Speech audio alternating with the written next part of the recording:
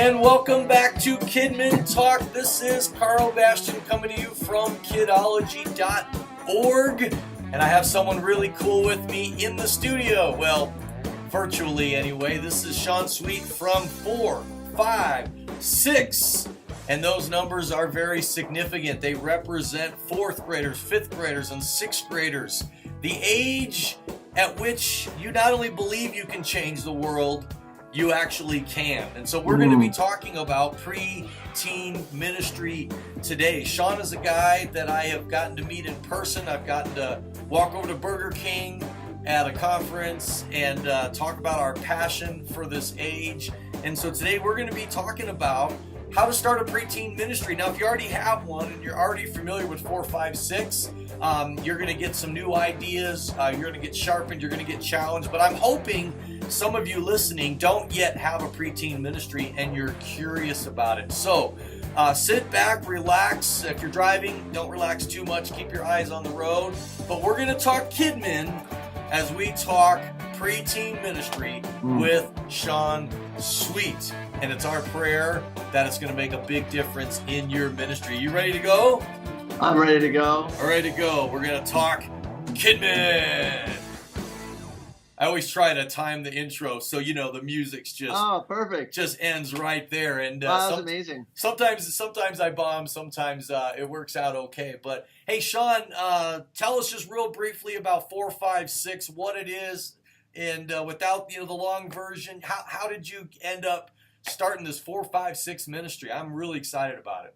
Well, I was overseeing birth through 5th grade at my church. That was my position as I came in, overseeing all of it. And I had come from 7 years of teaching 4th and 5th grade in the public schools. And so I knew that these kids were different.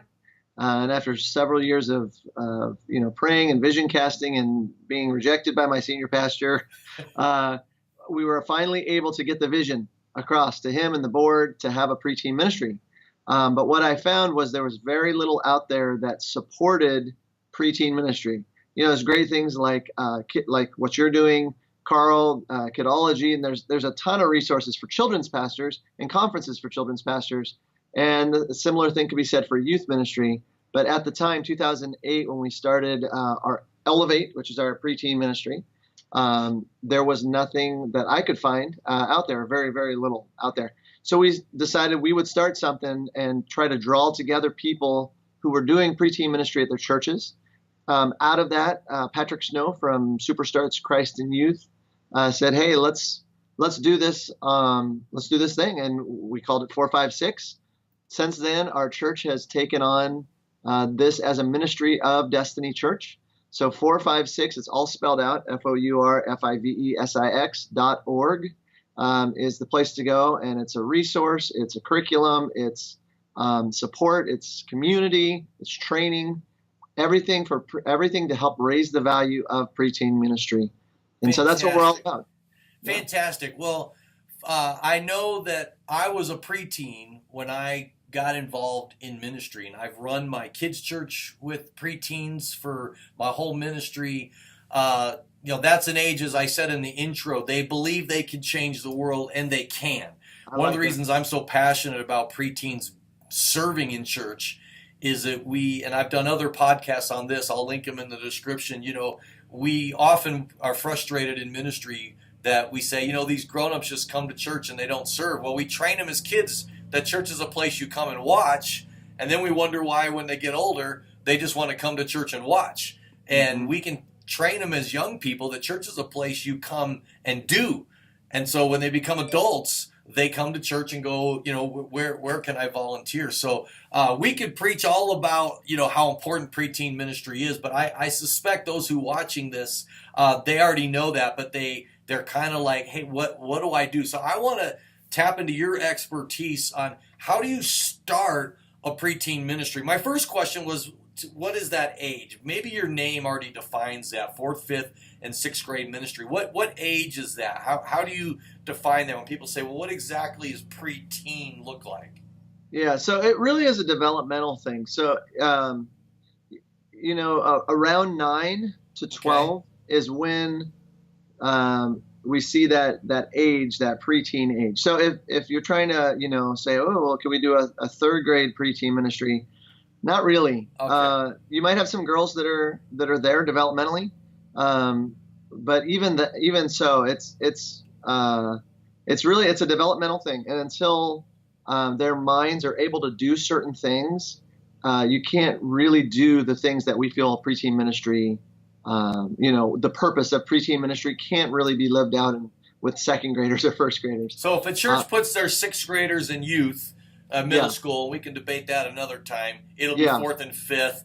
Correct. If they don't, it might be fifth and sixth, but it's in that envelope of fourth, fifth, and sixth grade. Right. And, it might be just your fifth graders. It might be just your sixth graders. I'm going to play devil's advocate. I'm a kids pastor, and I probably am one of those who says, but I like having all the kids, and you want to hire a preteen guy, and you're going to take away my favorite kids. So push back on that and say, why have a preteen ministry? Why take those kids out of the kids ministry and put them in a separate class or meet on a separate night? Why is it important? Why would you say, no, a church needs to do this? Because it is different, it is unusual, it is breaking from the tradition of preschool children, youth. Why add another whole category? Some people are going to stress out and go, oh, Sean, come on.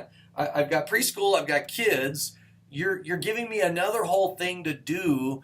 Why is that important? Why is the need there in today's world and today's culture? It's a great question, and it's interesting because when I first started, we did have first through fifth grade all together in the gym, and so we had kids who were 6 and kids who were 11 in the same room, and it was nice to have that much energy and to have those kids all together. But what I started realizing is that it's not just that they're thinking about different things, it's that they're thinking differently. And so you can try to have a message or have a program that's reaching all these different age levels. But I liken it to having a service where you have kids speaking 2 different languages. And you can do that, right? You can say it in one language and say it in another, and then back and forth, and use object lessons that both understand. But isn't it more effective to be able to speak directly to the 4th and 5th graders or 5th and 6th graders, your preteens, and engage them 100% at the level that they're at, and then do the exact same thing with the 1st through 3rd graders? When you have them together, you're having to compromise one or the other in order to really, in order to speak to all of them. So I think there are some benefits in having the kids all together, but for us, as we were looking at it, the downside was just too great. It didn't make up for you get great energy when you have more kids in the room, right? So I hear you saying this isn't just a capacity issue where you get to where you have so many kids you need to split them. I hear you saying this is a developmental issue. So it isn't just, oh my goodness, we've gotten to where we have 80 kids in 1st through 5th. We need to split, so let's split the preteens off. You're saying, no, you might have 20, 30 kids. I still think you should split the older kids off. I think even if you have 5, there are things that you can do with 5 that you're just not going to be able to do in a children's ministries context if there's not a specific ministry for those preteens. And it's interesting because I know people right now are probably going, oh, well, we don't have space, and we don't have the staff, and we don't have the this or the that. But I really feel like whatever the context, there's probably something you can do to minister to those preteens. And Karl, if I could, let me say why that's important. Yeah. Preteens are moving from concrete thinking. They're taking their first steps into abstract thinking. And what that does, there's this great episode of Brain Games. I don't know if you've ever watched that show, Brain Games. And they look at, you can find this on YouTube. If you type in tween brain Games, you can pull up this episode. And what they do is they look at developmental ages, and here's what they see is happening in the preteen brain. You add this with the whole idea of moving into abstract thinking, and you get a picture of why you need preteen ministry. Here's what's going on for them. They are starting to be able to test possibilities and test things in a way they couldn't before. So on Brain Games, they ask a bunch of younger kids, like first graders, kindergartners, they say, is it safe to swim with sharks? And the kindergartners and first graders go, no. And then they ask a bunch of adults, is it safe to swim with sharks? And the adults go, no. But then they ask a group of preteen girls, is it safe to swim with sharks? And the girls go, well, I don't think they're naturally going to attack you. And they start talking, they start having a whole conversation about it, right? They're no longer just accepting what we say. They're moving just mentally. They're able to test hypothesis in ways that they weren't before. Mentally, they're able now to move to abstract thinking like they weren't before. They're able to reject moral truths that they decide, no, you know what? I'm going to test that and poke holes in that myself. Yeah. It really is an exciting age because this is where they are taking their first steps of faith ownership. And I'm not saying that a first grader can't have a relationship with Christ. They can. It's just different. Developmentally, it's a very different process for a fifth grader to have a relationship with Christ. And a great story from the Bible, Karl, about this is Samuel. Samuel grew up where? He grew up in the temple. So he knew all about God. But if you look at the beginning of that chapter where God calls Samuel, it says he did not yet know the Lord. Yeah. Now, how is that possible? It's because there's a difference between knowing about God and knowing God. Kindergartners, first graders, I have a third grade son. He just started third grade. He knows about Jesus, but knowing him personally for himself and having a faith that is his own, that's a process he's developmentally not ready for yet. He just doesn't have the physiological skills to be able to do that. It's straight wired into our brain, and it's part of God's design that we reach an age where we call it at 4, 5, 6. We need to let go of the bike and run alongside. Yeah, that's why you always have a bicycle in your booth. That's right. At the conferences, and it's also giving them permission to start questioning. Absolutely. And asking tough questions. One of the things I appreciate about my dad during that stage of life is that I would get into arguments with him, and we would be discussing things, and sometimes he would say things I was like, no, Dad. And we'd get into a big argument, and I'd be, throwing Bible verses at him, and then at the end he'd say, okay, you're right. I'd be like, what? You agreed with me the whole time. He's like, well, yeah, but I wanted you to flesh that out on your own, and that healthy conversation. But you can't do that when the younger kids are around because you don't want to confuse the little kids. Oh, it's so confusing for them, yeah. So providing that safe space and permission, it requires a safe space to do that in. So those listening probably are like, okay, I can see that. Maybe that happens on Sunday morning. Maybe that happens at a different time. Maybe it's a weeknight. Maybe it's a Sunday afternoon or something. So for someone who comes into your booth or they're listening to this podcast and they're going, okay, I want to do it. Right now, I don't see the space. I don't see the time. I don't feel like I have the leaders. What's their next step? How do they go about starting a preteen ministry when they feel like they're the only one that sees the need? Right. And I think that you just said a key thing there, and that is seeing the need, and not just it being not just you that sees it. And so the first thing, of course, is praying about it and asking God to give you a vision. And there's so many things that God showed us the way for us personally. Like I said, I was over birth through fifth when I first started, and we had first through fifth all together. When I first presented the idea of a preteen ministry to my senior pastor, he's like, no, that's not going to happen. But I had a vision of what that could be. And so I think that's the first step, is really developing a vision of why it's important. And, I'm praying right now for people listening to this. I'm praying for churches all over the United States that a fourth, fifth, sixth grader would come into your ministry that would help you to understand why they need something different than a first grader would need. Even that same kid needs something different at 5th grade than he needed at 1st grade. And so I think really developing a passion and a vision for it, and then figuring out how to communicate that to other people. One thing we want to do with 456.org is just help validate the need for preteen ministry. One thing that helped us as we were getting started was this program called Superstart that Christ in Youth does. Superstart travels the country. They do weekend events for 4th, 5th, and 6th graders.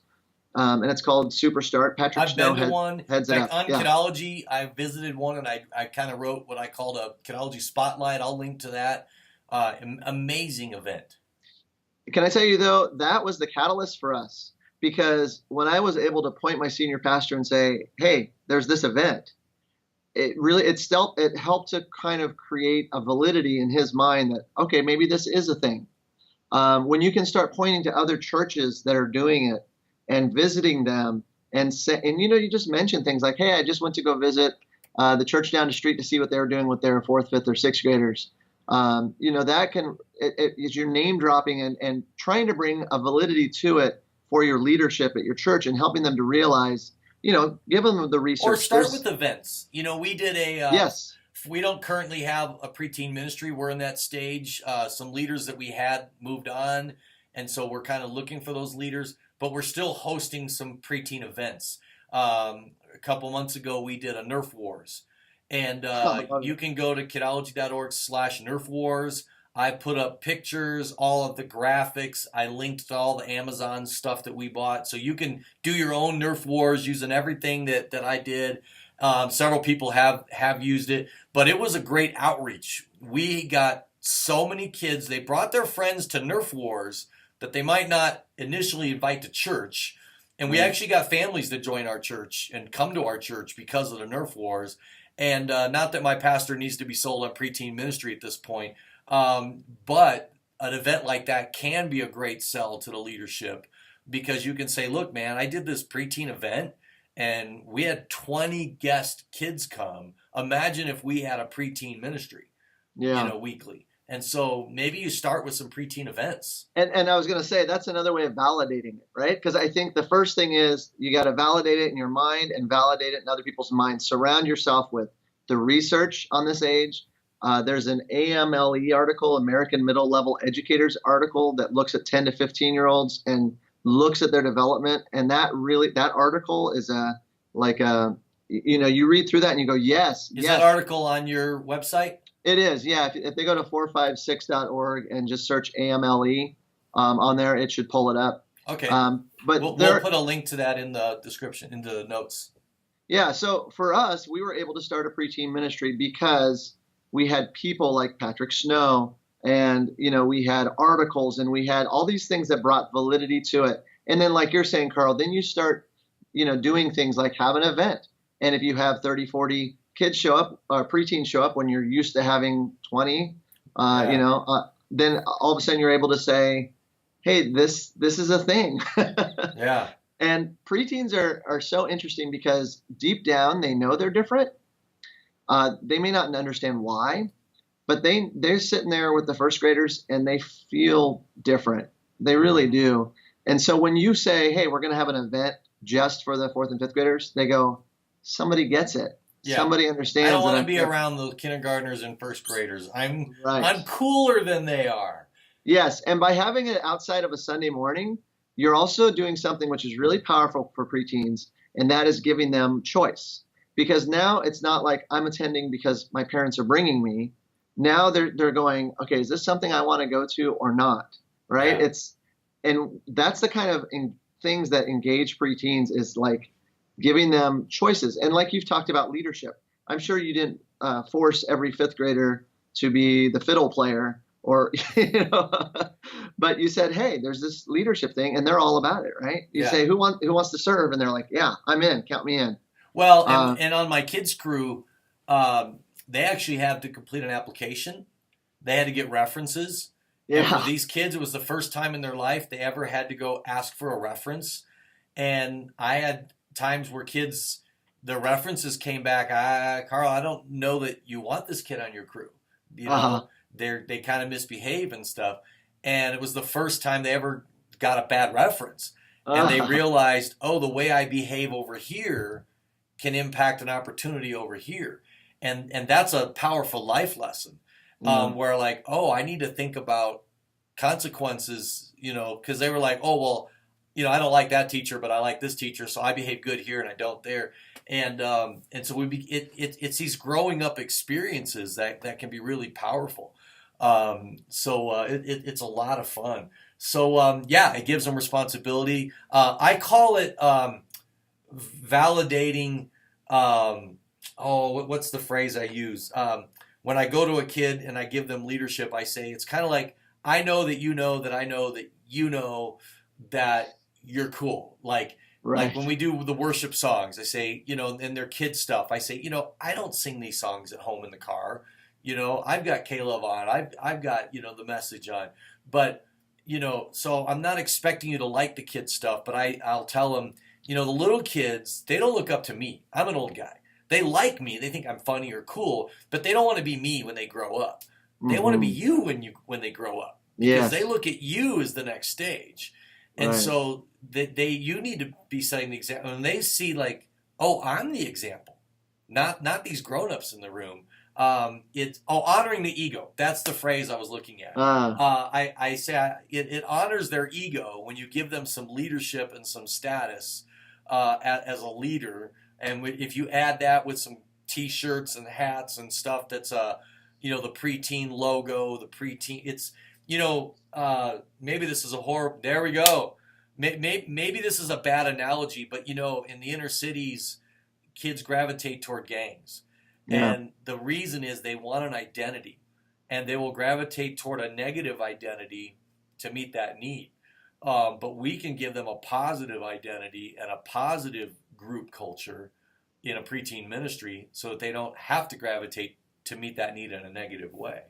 And so it can be really cool. So I hear you saying cast the vision, pray about it, start talking to people. In fact, if you have parents, if you have a challenging kid, preteen kid who's not clicking, not getting in, you have a parent come to you saying, my kid, they don't want to hurt your feelings, but they're like, my kid doesn't really like the worship.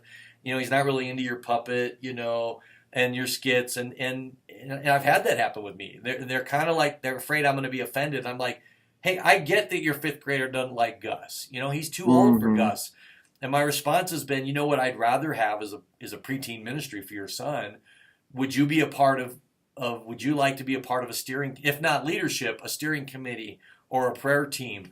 Because it might be the dad of that boy could end up being the leader of a preteen ministry, say, you don't have to be the teacher. Would you be the cool dad? If for that Nerf night, I had so many dads there because they wanted to shoot Nerf guns, I mean, you look at the pictures from my Nerf night, you'll see all these dads with the bandanas and, were they helpers or were they participants? It was a pretty fuzzy line. Maybe both. Yeah, it was pretty cool. And so I think once you do that, Karl, once you kind of have that vision out there and you're like garnering I'll say it again, the validation in everybody's mind that, hey, this is a real thing, then you just have to pull the trigger. You have to take some steps and go for it. Even if you don't have all your questions answered, you don't know where the space is going to be, what days you're going to meet, how this is going to affect all these questions. Like when I left my home this morning to come here, I didn't wait for all the lights to be green. I just started going. Yeah.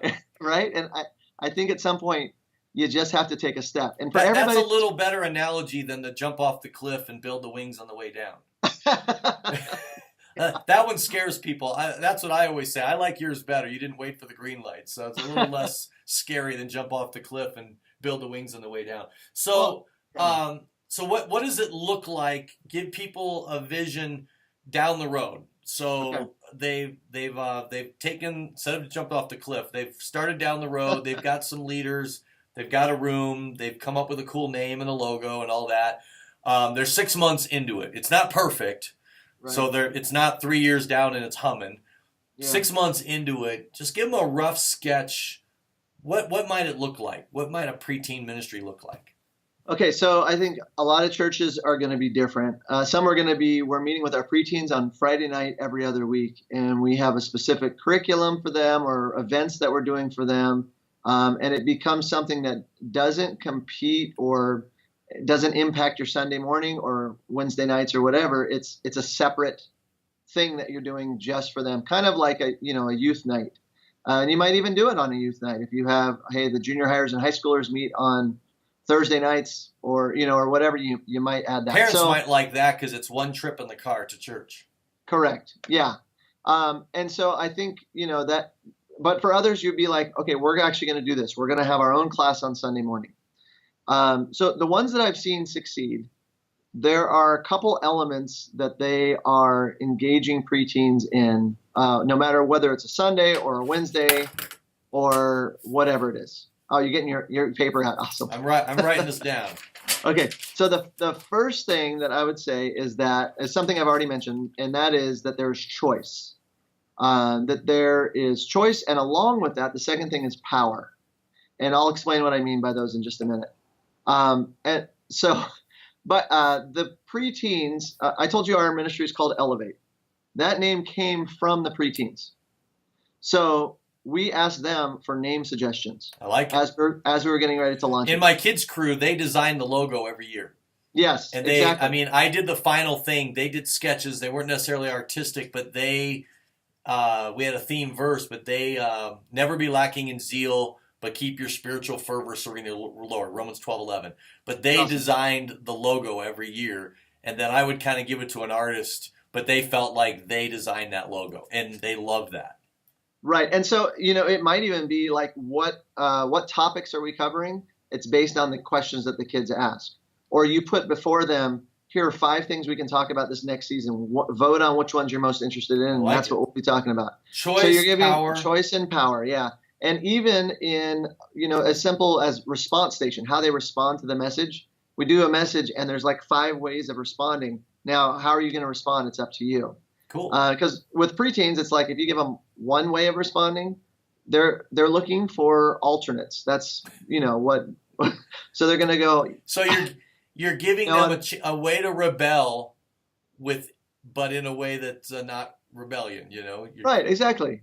Yeah. Okay. If you want to write, maybe you're more of a sporty kid. We got this over here. There's Legos. You can build something over here. If that. You got, a way of writing over here, or if you just want to sit quietly and listen to the song that's playing and look at the words on the screen. So lots of different ways so that every kid feels like they're making a choice and they have power over how they're engaging with the ministry. So choice and power, and there's a lot more to say about that, but I'll move on. And so the other thing, and number 3, I would say, is ask questions. In preteen ministry, we ask a lot more questions. We don't say, or the kids are empowered to ask. Both. That's you're going to number 4, Carl. Oh, sorry. So number 4 is listen to their questions. All right. But as we actually did a whole thing about questions. It's like a 4-part training thing. Jesus asked so many questions, and he only directly answered like 5 or something like that. Yeah, one of my favorite jokes is the rabbi student said to him, Rabbi, how come every time I ask you a question, you answer with a question of your own? And the rabbi responded, why do you think that I do that? Yes, exactly. And with preteens, there's a lot more ability to do that, and they're totally engaged by that in a way that a first grader or second grader just isn't ready developmentally to do that. So instead of telling the kids the main point, like for tonight, we're getting ready for our midweek service, and we're going to talk about Jesus being born. But instead of telling them the main point of what that reveals to us about God, we're going to ask them, so what does this story reveal to you about God?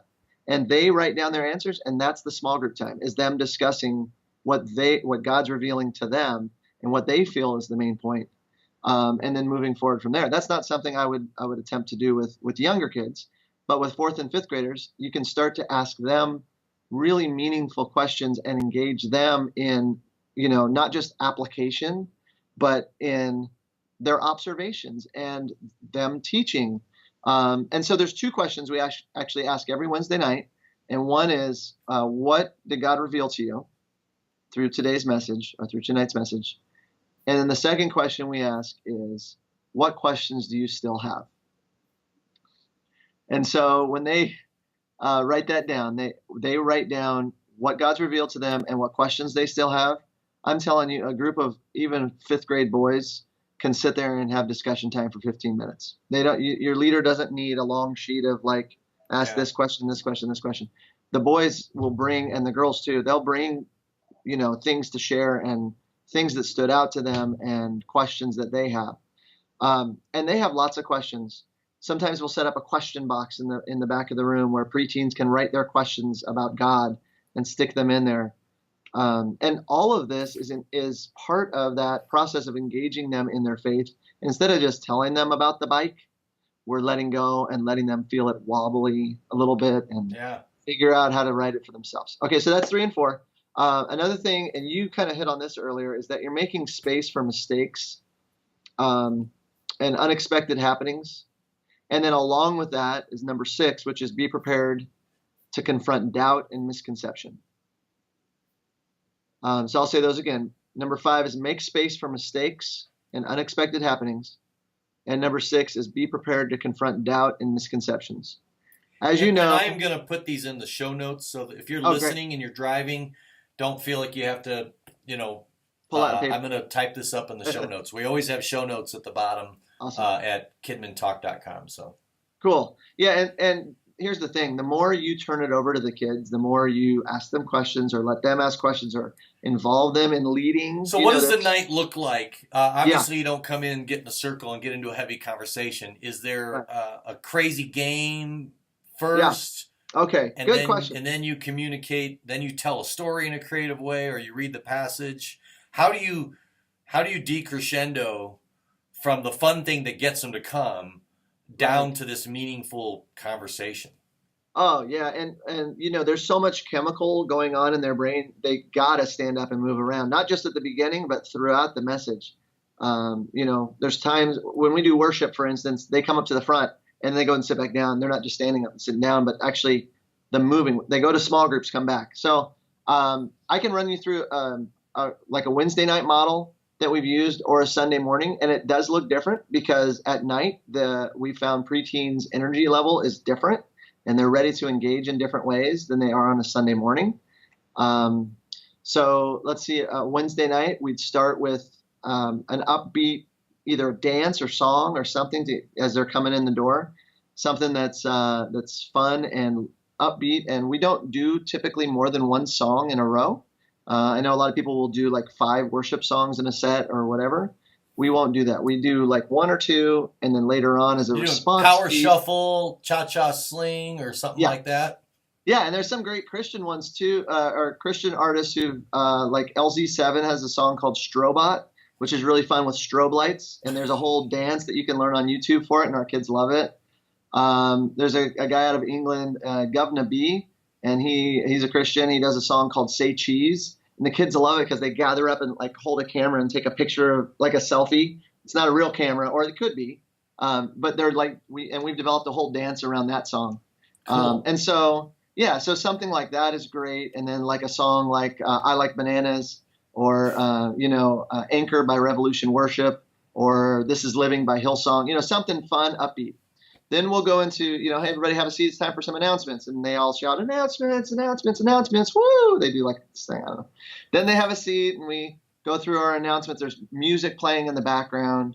So it's a very upbeat, fun kind of atmosphere. From there, we'll go into something we call our mystery challenge, where I need a volunteer, but you don't know what you're volunteering for. So who's ready to take on the mystery challenge, whatever it is? And so they'll come up to the front, and the mystery challenge will tie to the message, but it's fun. So like tonight we're playing a game called Mystery or Secret Identity, and the preteens that call them up to the front. They're going to write down something about them that is invisible, something about them that people might not know and probably wouldn't guess. And then we have another contestant come up who tries to correctly match the 4 secret identities to the 4 contestants. By hanging it around their neck. That person has to wear a funny hat. And the only way they get to take that hat off is if they correctly identify the 4 people. Otherwise, they have to wear this funny looking hat for the rest of the night. If they correctly get all four, then our creepy clown comes out and pies them all in the face. The four that. So it's fun, it's upbeat, but we're also setting it up for this idea of there are things about us that are hidden. And that's where the message is going, is that God reveals himself and nothing is hidden from him. Okay. So it's a fun, upbeat, crazy game, but it's going to tie into the message. So then we set it up with something that any kid can do in small group time. And so tonight we're going to play 2 truths and a lie. So we go straight from that game into 2 truths and a lie. Now you're going to go to your small group, get to know people, and you're going to play this game, 2 truths and a lie.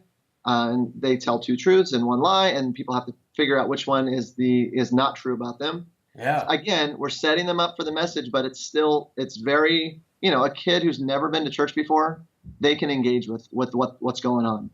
So a good segue probably to my next question is, some people listening are going, that sounds awesome. I could never come up with that. Yes. So the next question is, Sean, please tell me there's a curriculum for preteen ministry. And you've had some pretty exciting news recently because you've been working really hard on developing a preteen curriculum that you've just released.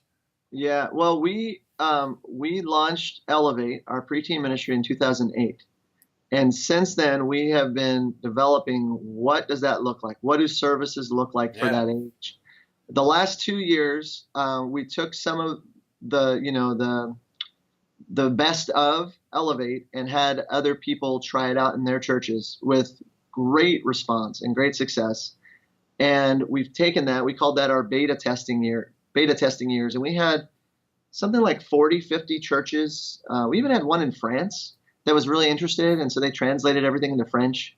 Wow. And then we got like Canada, some churches in Canada, mostly across the US. Did they translate it into Canadian? They did.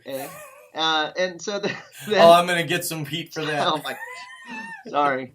Well, no, I was saying A as in, CANADA. Okay. So anyway, so we tried it out, and just September here, it's coming up in 2 weeks, we're launching this curriculum to be used by churches across the country. And what's really fun is we did some experimenting in the last 2 years.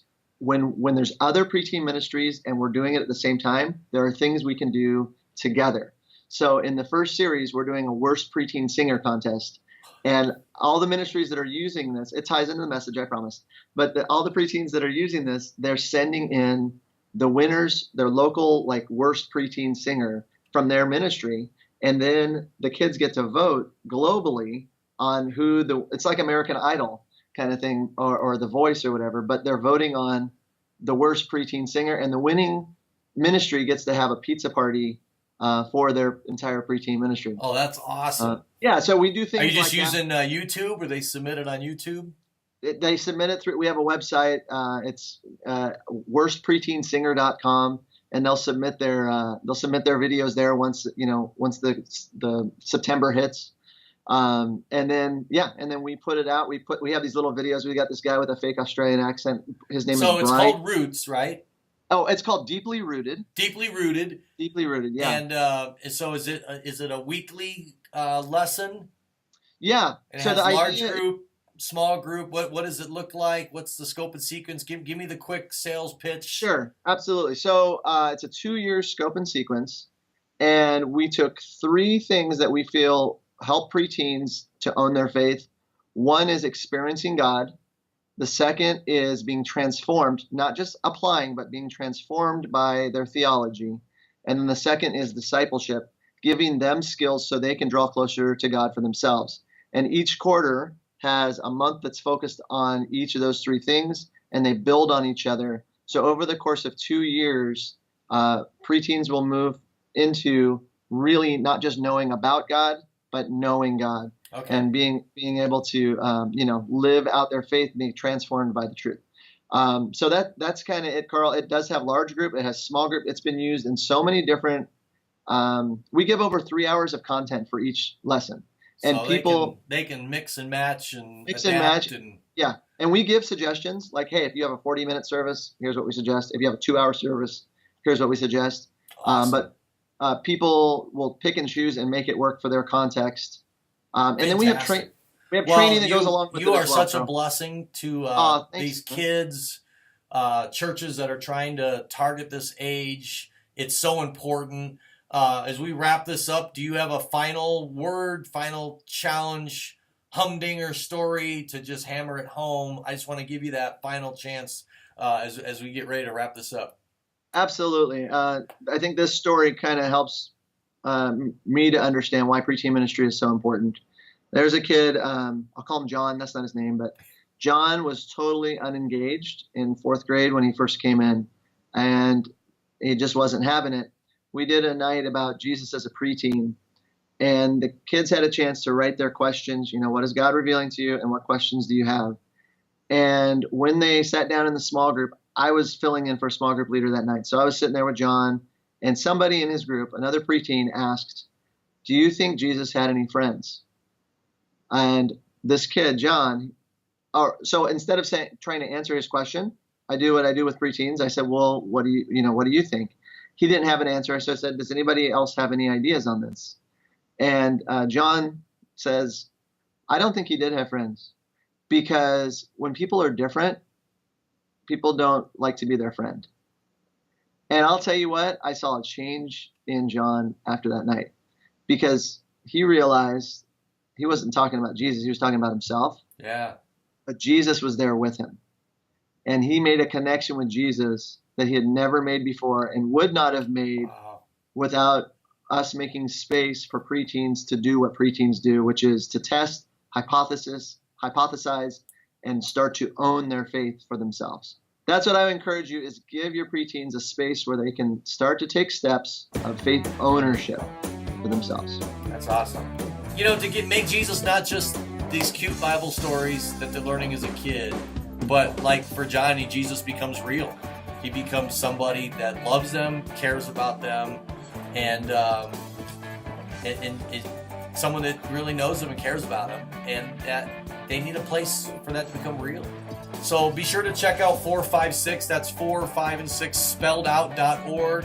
On Kidology, we have a preteen zone that you can check out, kidology.org/preteen.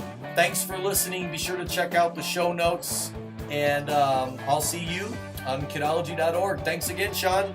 Thank you, Carl. Don't wait for all the lights to be green.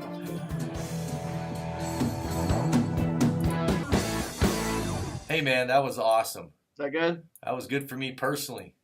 You're making me want to jump off the cliff and just do it all by myself. I'll tell the leaders sometimes, "Hey, we're building this bridge as we cross it." Yeah, that's safer. I've always said, my personality is to jump off the cliff and build the wings as I go, and then I'm like, why does nobody jump with me? So you have some much better analogies, because at least if you only build a bridge halfway, you can just sit on the end of it, That's right, fish. My analogy has a much worse ending. I don't know where I ever picked that one up, so maybe more people will join me now if I just sit at a red light, sit at the end of the bridge. That's not as bad as hitting the bottom of the canyon with the wings not built.